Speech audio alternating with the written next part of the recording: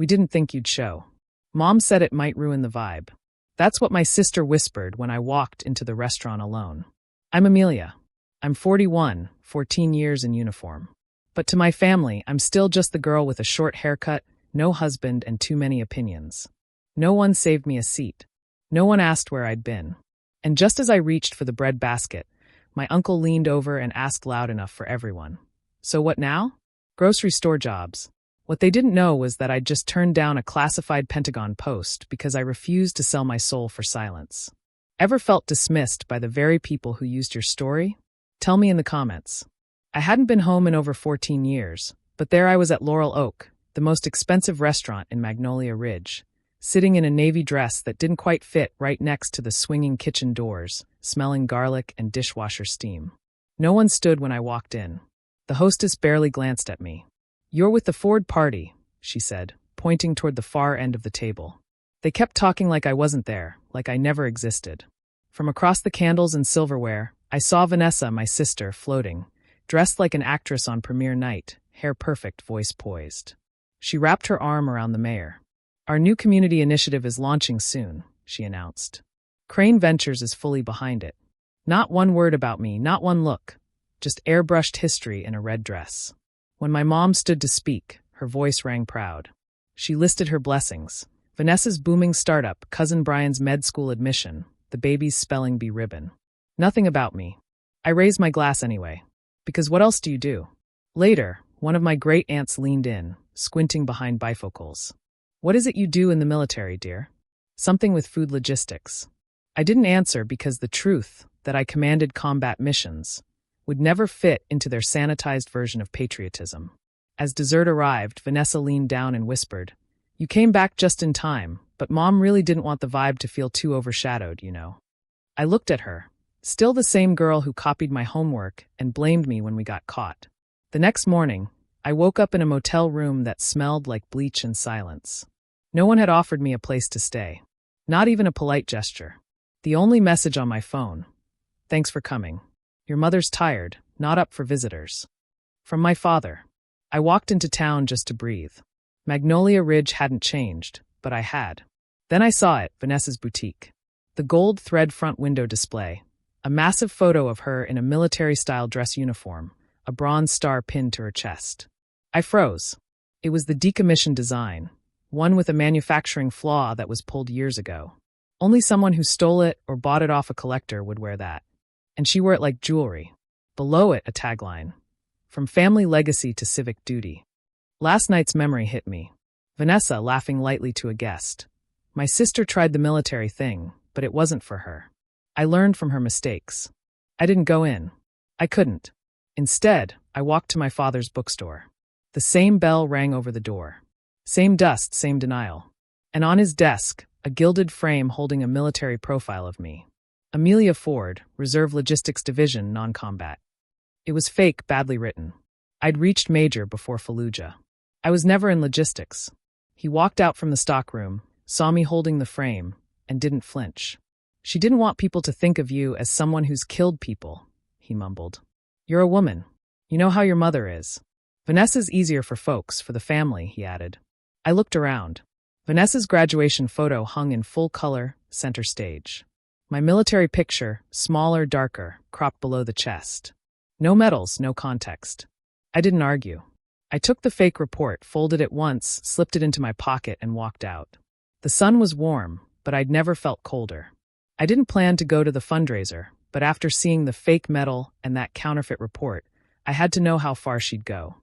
Vanessa had rented out the Magnolia Country Club. Crystal chandeliers, jazz quartet, every napkin folded into swans. I was placed at table 14 by the restroom doors next to a potted plant. A woman on her phone. A man already slurring through his second bourbon. Nobody noticed me.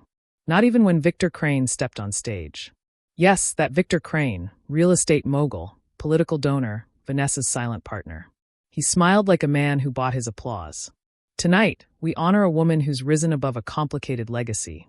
Vanessa Ford, proof that even when a family has been stained by a military code violation, excellence can still emerge. I couldn't breathe. Stained. Violation. I was never charged.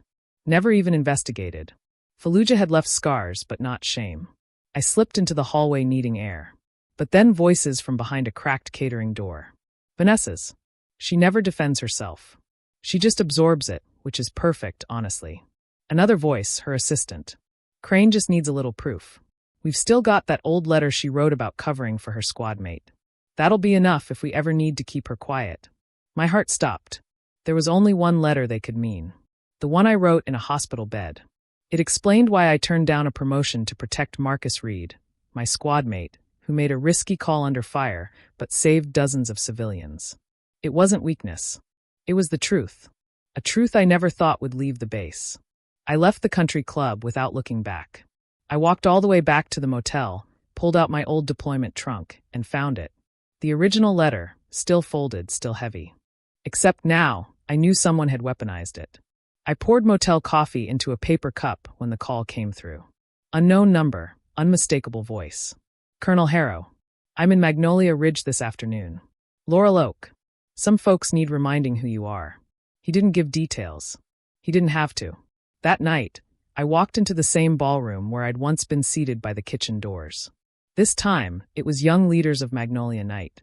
Vanessa at center stage, emerald dress, rehearsed humility. My sister served once, she said, not naming me. But combat is difficult. I learned from her journey. The crowd applauded.